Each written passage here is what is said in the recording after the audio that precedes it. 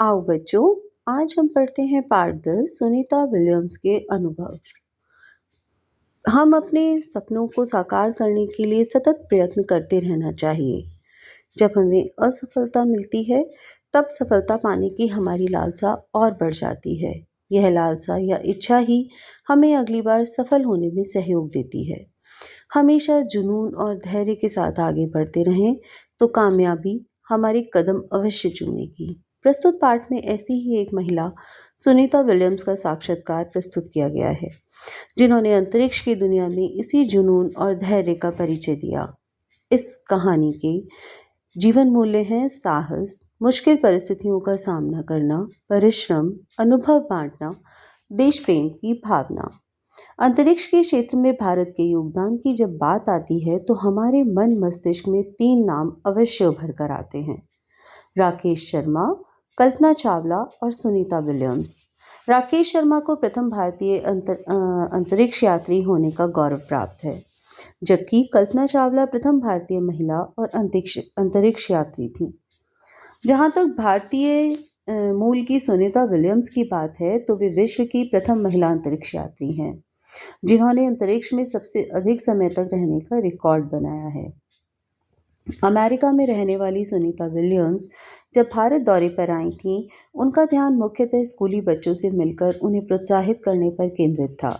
इसी सिलसिले में वे विज्ञान नगरी कोलकाता, नेहरू विज्ञान केंद्र मुंबई और राष्ट्रीय विज्ञान केंद्र नई दिल्ली में आयोजित कार्यक्रमों में स्कूली बच्चों से मिली और उनके साथ अपने अनुभव बांटे। इन कार्यक्रमों में उत्साहित बच्चों ने सुनीता विलियम्स से कुछ प्रश्न पूछे। बच्चों द्वारा पूछे गए कुछ प्रश्नों और सुनीता विलियम्स द्वारा दिए गए उत्तरों का संकलन यहाँ दिया जा रहा है। प्रश्न: क्या आप बचपन से ही एक अंतरिक्ष यात्री बनना चाहती थीं? उत्तर: नहीं, मैंने तो कभी सपने में भी नहीं सोचा था कि मैं एक अंतरिक्ष यात्री बनूंगी। मैं तो एक पशु चिकित्सक बनना चाहती थी, क्योंकि बचपन से ही मेरा लगाव जानवरों से रहा है। लेकिन जब मैंने अंतरिक्ष विज्ञान का क्षेत्र चुना, तब मुझे कई असफलताओं का सामना करना पड़ा। मैंने उन असफलताओं से सबक सीखा और उनसे निपटते हुए आज यहाँ तक पहुँच पाई हूँ। अपनी अंतरिक्ष यात्रा से जुड़ी कुछ बातों के बारे में बताइए। जब आप अंतरिक्ष यान में बैठे हों, तो यान की खिड़की से झांक कर देखना बहुत ही रोमांचक अनुभव देता है। बाहर झांकने पर भी दिन रात का पता नहीं चलता, बस आपको वहाँ अनुमान लगाकर सोना होता है। ऐसा नहीं कि इंतज़ार किया जाए कि अब रात होगी, अब दिन होगा। अंतरिक्ष यात्री कुछ अलग ही तरह की जानकारी की आवश्यकता होती है, जैसे कि उन्हें इलेक्ट्रीशियन होना चाहिए और कंप्यूटर का विशेष ज्ञान होना चाहिए। इतने ज़्यादा दिनों तक अंतरिक्ष की यात्रा के दौरान साथ में कोई डॉक्टर नहीं होता, इसलिए अंतरिक्ष यात्री में एक डॉक्टर के गुण भी होने चाहिए। मैंने सुना है कि समोसे आपको बहुत पसंद हैं, यहाँ तक कि आप अंतरिक्ष में भी उन्हें लेकर गई थी। हाँ, ठीक सुना है आपने। जब मैं दूसरी बार अंतरिक्ष की यात्रा पर गई थी, तो अपने साथ समोसे के डिब्बे ले गई थी। वैसे भी भारतीय व्यंजन मुझे बहुत अच्छे लगते हैं, विशेषकर ढोकला। आप अपनी यात्रा में श्रीमद् भागवत गीता भी तो ले गई थी। हाँ, मुझे इस ग्रंथ से मन को मजबूत करने की प्रेरणा मिलती है। इस बार अपनी यात्रा में मैं इसे अपने साथ ले गई थी।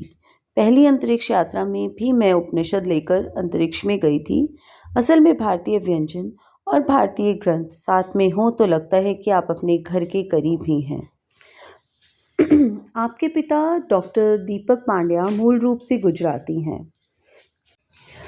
भारत के प्रति आपके इस लगाव में उनका कितना योगदान रहा है? उत्तर: मेरे पिता धार्मिक प्रकृति के व्यक्तित्व हैं। उन्हें भारतीय होने का गर्व है। उन्होंने मुझे भारतीय मूल का होने का हमेशा ध्यान दिलाया है। मुझे याद है, जब मैं छोटी थी तब उन्होंने लॉर्ड हनुमान नामक कॉमिक्स लाकर दी थी। जब थोड़ी बड़ी हुई तब उन्होंने मुझे महात्मा गांधी की आत्मकथा माई एक्सपेरिमेंट्स विद ट्रुथ तो पढ़ने को दी थी। इन पुस्तकों में मुझे काफ़ी प्रेरणा मिली। भारतीय अंतरिक्ष यात्री कल्पना चावला की मृत्यु ने आपको कितना प्रभावित किया? उत्तर: सन 2003 में हुई कोलंबिया नामक अंतरिक्ष यान की भीषण दुर्घटना में मैंने कल्पना सहित अपने 7 मित्रों को खो दिया। इस घटना ने मुझे उन सभी का सपना पूरा करने के लिए प्रेरित किया। कल्पना मेरी बहुत अच्छी मित्र थी। अंतरिक्ष के क्षेत्र में बच्चों के लिए वो बहुत कुछ करना चाहती थी। मेरे विचार से उन्होंने भारत के बच्चों के लिए कुछ करने का सपना संजोया था। मैं आशा करती हूँ कि उनका सपना पूरा हो और बहुत सी कल्पना चावला अंतरिक्ष में जाएं। प्रश्न, खुले अंतरिक्ष में विचरण करते समय क्या कभी आपका सामना एलियंस से नहीं हुआ?